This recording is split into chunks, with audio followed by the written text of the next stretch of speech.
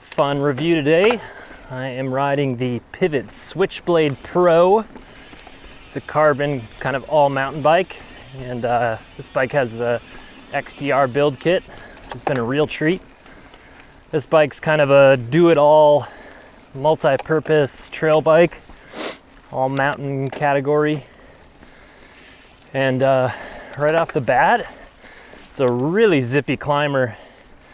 It's kind of the whole feel of this bike just seems like a anti-gravity device. It's really lightweight with this carbon frame and the XTR build kit. So it zips up climbs. It's got a great pedal platform. It's really a nice bike to hammer out of the saddle with. And on the downhills, it's got more pop than any bike I've ever ridden, ever. This is my first experience with the XTR group, giving it a proper ride, and the shifting feels very good. I really appreciate the double downshift feature. It really comes in handy when you're about to go to a steeper area or you just need to hammer on the pedals. You can just rifle through gears with that. This is definitely one of the better bikes I've pedaled out of the saddle on. It just really feels like neutral in the rear suspension when you're getting off the saddle and starting to crank. And it really encourages you to kind of do it a lot.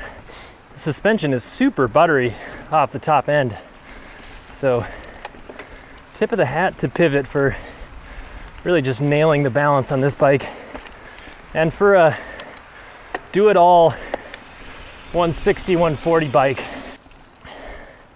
I will say with the relatively short chainstays on this bike, I do feel like my weight climbing is a little bit more rearward biased than some of the newer bikes, but somehow they kind of pull it off. I don't know how, but this bike does seem to be able to keep its front end down on pretty steep climbs. All right, time to go downhill with this thing. Yeah, it's such a poppy bike. It just gets like literally twice as much pop as any other bike I've ever been on, which is really fun. But also, you kind of need to plan for it. There's been sections of trail where I've just been flying through the air and almost wanted to be back on the ground. But no, the poppy nature of this bike is incredible. It still soaks up the bumps really well. I think it's just such a lightweight bike. It doesn't have a ton of mass to keep it on the ground, and just an incredibly nimble feeling bike. Super easy to predict. It's got those snappy little chainstays. I just love how any jump that you've had problem clearing in the past, it's like, oh, definitely gonna make it on this bike. And then, yeah, one of the shorter chainstays I've ridden in a while. It's just for having 160 millimeters of travel up front, this is definitely one of the jibbiest big bikes I've ever been on. And it's just rails the corners as well. Yes, these XTR brakes are insane. Okay, yeah. Didn't even need to pull for that jump on this bike. It just starts floating like before you even get to the lip. But these XTR brakes are really fun. Honestly, here at Galbraith, they're just completely overkill as far as the power that they make, but nice to have. The cool thing is just how much of a kind of a Swiss Army knife bike this really is. But even beyond like what it is capable of, it's just an amazing rider's bike. Like, I've only been on this thing for a few days, and yet I already have a really good idea of how the bike's gonna react in almost every situation. It's just one of those bikes that's incredibly intuitive. You know what it takes to pull the front end up You know what it takes. You know what its capabilities are in the corners. There's really not that many surprises.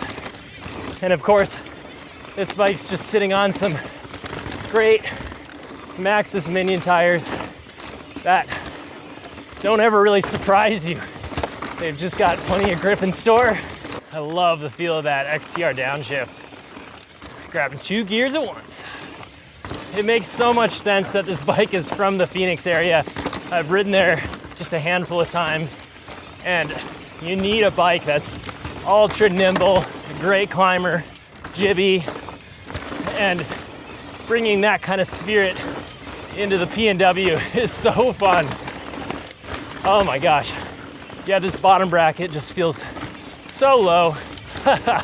Yeah, this bike, it just loves to be airborne, and it doesn't really want to come back down. Luckily, when it's on the ground, it's just incredibly easy to maneuver.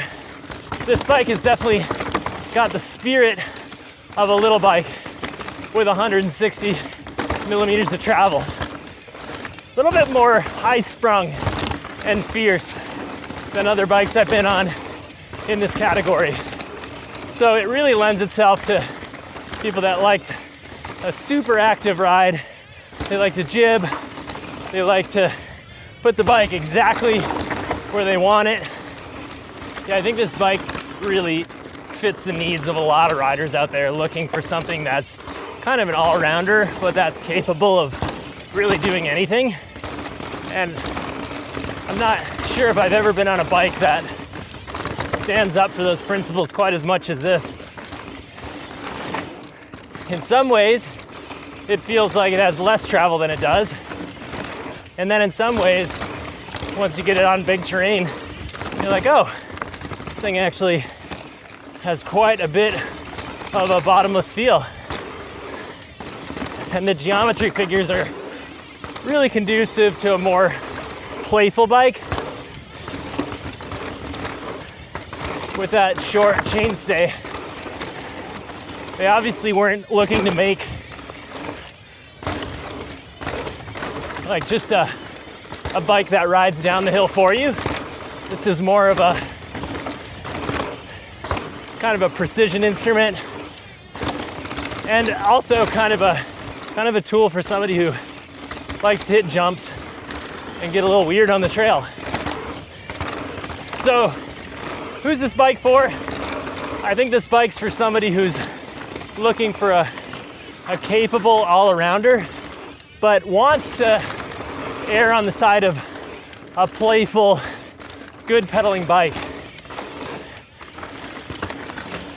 Hitting fast speeds with this bike on tighter trails is just a joy, because you've got all that suspension to absorb the trail, but yet at the same time, it's super flickable, and it's just like you can put this thing right where you want it. Yeah, I feel like I'm not even really grabbing half of this XTR brake. So, if you like this review, consider subscribing to the YouTube channel. And for more content like this, head on over to freehubmag.com. Yeah! Oh, it's so poppy. Oh, new jump.